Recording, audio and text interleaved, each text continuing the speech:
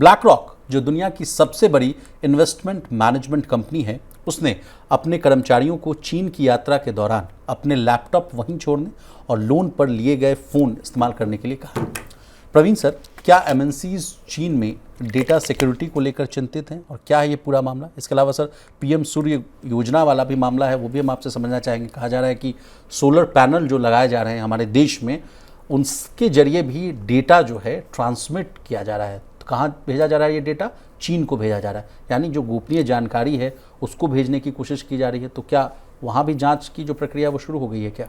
नहीं, देखिए, चीन को लेके जो सिक्योरिटी कंसर्न है पूरी दुनिया के, ख़ास तौर पे अमेरिका, और अगर हम भारत की बात करें, यूरोपियन कंट्रीज़ भी हैं, लेकिन अमेरिका और भारत के लिए और कनाडा ने भी एक वक्त पे एक्शन लिया था, उनके लिए चाइनीज़ कंपनियों का और चाइनीज़ गवर्नमेंट के जिस तरह के एक्शंस हैं, कार्यप्रणाली है, वो बड़ा एक चिंता का सबब बना हुआ है। अब सबसे ताज़ा मामला जो ब्लैक रॉक का है कि जिसमें कंपनी ने अपने जो एग्जीक्यूटिव्स को बोल दिया है कि आप जाएं तो ऑफिशियल फ़ोन या अपने लैपटॉप्स लेके कतई ना जाएं, ऑल्टरनेटिव अपने इक्विपमेंट लेके वहां जाएं और उस तरह से वहां काम करें। खतरा इस बात का है कि चाइना उनका इस्तेमाल जासूसी के लिए कर सकता है, वहाँ पे उन इक्विपमेंट से डेटा निकाला जा सकता है या उनको डिटेन भी किया जा सकता है। अलग अलग तरह के मामले हैं। हाल के वक्त में चाहे वेल्स फार्गो के एग्जीक्यूटिव को रोकने का मामला हो या अमेरिकी सरकार के कॉमर्स मिनिस्ट्री के अफसरों को वहीं पे डिटेन करने और लंबे वक्त तक वापस न जाने देने और उन पर गंभीर आरोप लगाने के बात हों, उन सब ने एक पूरी अमेरिका में खलबली इस तरह की मचा दी है कि अगर आप चीन जा रहे हैं तो चीन जाना खतरे से खाली नहीं है। न सिर्फ जासूसी हो सकती है, आपके इक्विपमेंट्स को सीज किया जा सकता है और उनसे डेटा निकाले जा सकते हैं, आपकी जानकारियां मांगी जा सकती है और आपको डिटेन भी किया जा सकता है। तो बहुत सारे मसले ऐसे हैं जो चीन को लेके एक तरह की आशंका अब पूरी दुनिया में पैदा कर रहे हैं। सर, ऐसी खबरें मुझे अभी याद आ रहा है, हुआई को लेकर की कही जा रही थी। बिल्कुल, उसकी भी एंट्री को लेकर बहुत जो है असमंजस की स्थिति पैदा हो गई थी।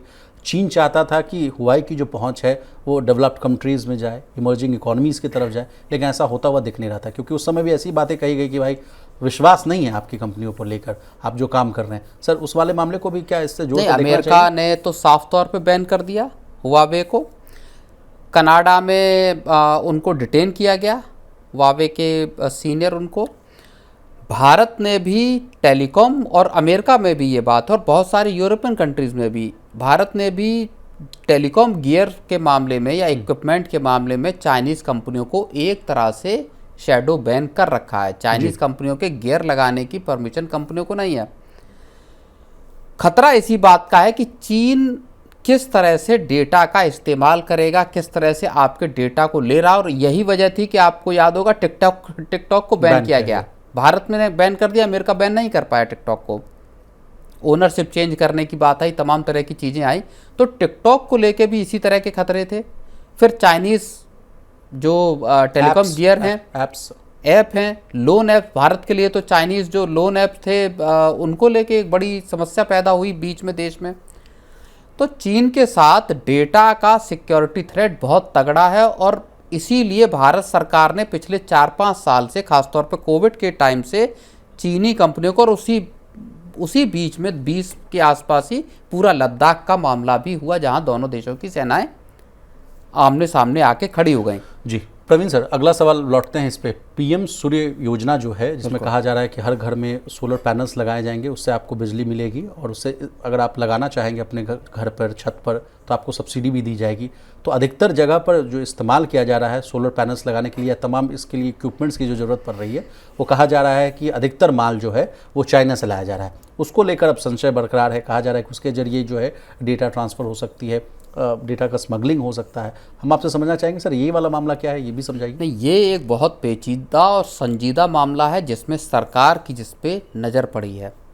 आप समझिए कि लगभग 1 करोड़ घरों पे पीएम सूर्य घर जो है सोलर स्कीम लाने की बात कही गई। 1 करोड़ छतों पर सोलर रूफटॉप लगाने की बात आई, सोलर पैनल लगाने की। अब उसमें संदेह इस बात का आ रहा है कि उसके साथ जो इन्वर्टर कनेक्टेड हैं इन सोलर मॉड्यूल्स के साथ, उनके जरिए डेटा आपका चाइना जा सकता है। आपका जो ग्रिड से मान लीजिए कनेक्ट है, तो वो पूरा किस तरह का इलेक्ट्रिसिटी का नेटवर्क है, ग्रिड किस तरह से काम करे, ये तमाम जानकारी चीन को आपके इन्वर्टर के जरिए, सोलर मॉड्यूल के से जो कनेक्टेड है उसके जरिए पहुंच सकती है।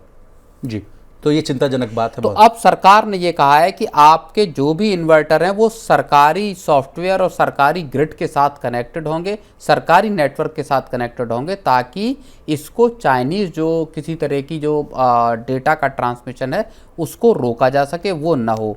जी, तो ये हाल के वक्त की सरकार की एक बड़ी चिंता और इस तरह की ये रिपोर्ट आई है, और ये इस खतरे को बताती हैं कि चीन का किस तरह का पेनिट्रेशन है और उसको लेके किस तरह के सिक्योरिटी कंसर्न है। अब प्रवीण सर, अगला सवाल मेरा आपसे ये है कि चीन पर जो हमारी ही नहीं डिपेंडेंसी जो है, हमारी डिपेंडेंसी नहीं है बल्कि ग्लोबल इकोनॉमीज़ की डिपेंडेंसी है। आप चाहे 2-3 मामलों में देख लीजिए, आप सेमीकंडक्टर्स के मामले को देख लीजिए, चाइनीज़ रेयर अर्थ मैग्नेट और मेटल्स के मामले में देख लीजिए, या अभी हम लोग को लेकर अगर फार्मा की बात की जाए तो APIs को लेकर ले लीजिए, एक्यूट फार्मास्यूटिकल इंग्रेडिएंट्स को लेकर ले लीजिए, या ताज़ा मामला आप देख रहे हैं सोलर पैनल्स को ले लीजिए। तमाम ये सब जो बहुत ही मुझे लगता है कि इम्पॉर्टेंट इंग्रेडिएंट है सर, कंपोनेंट है एक इंडस्ट्री के लिए भी, और सभी चीज़ों के लिए हमारी जो निर्भरता है वो चीन पर है, और चीन इसी का फ़ायदा उठा रहा है सर। मैं जहाँ तक समझ पा रहा हूँ कि आपको इसकी ज़रूरत है, मैं आपको भेज रहा हूँ, उसी में कोई चिप, कोई डेटा, कोई ये लगाकर सर्विलांस करने की कोशिश कर रहा है। तो sir, what is the way forward? क्या हम लोग अपनी डिपेंडेंसी को कम नहीं कर सकते? क्योंकि जब हम जान रहे हैं कि नेशनल सिक्योरिटी के इशू पर हमारे लिए ये थ्रेट हो सकती है, तो व्हाट इज़ आवर प्लानिंग? नहीं, प्लानिंग में तो देखिए पीछे रह गए हम, सीधे तौर पर अगर अब बात की जाए कि, और सिर्फ भारत नहीं रह गया, पूरी दुनिया पीछे रह गई, तो अब उसी को टैकल करने की कोशिश कर रहे हैं, और वो भी पिछले 4-5 साल से कोशिश की जा रही है। जब से कोविड आया तब से एक्चुअल चाइनीज़ थ्रेट का अंदाज़ा हुआ पूरी दुनिया को। अब भारत चूंकि मैन्युफैक्चरिंग में एक तरह से बहुत ज़्यादा अहमियत रही नहीं, अब उसके बाद से धीरे धीरे बढ़ाना चालू किया। अभी तक जो पैनल आ रहे थे, सोलर पैनल की बात करूँ, ज़्यादातर जो चीज़ें हैं, और चाहे आप चाइनीज़ लाइट्स को देख लो, ज़्यादातर चीज़ें देश की इकोनॉमी में टॉयज़ से लेके, फिर सरकार ने टॉयज़ के लिए पॉलिसी करी, बाकी सारी चीज़ें की। तो कुल मिला के चीन का थ्रेट बहुत ज़बरदस्त है, और उसको लेके आप बहुत तगड़ी तैयारी भी करेंगे तो भी लंबा वक्त उससे निपटने में लगेगा। अब भले सोलर पैनल बड़ी बड़ी कंपनियां खुद बना रही हैं, चाहे आप अदानी को देख लीजिए या और कंपनियों को देख लीजिए, बड़े पैमाने पर सोलर पैनल घर पे बनाए जा रहे हैं, लेकिन फिर भी कंपोनेंट हैं, मशीनरीज हैं, वो सब अभी भी चाइना से आ रही हैं, और वो भी एक खतरा ही है। जी जी।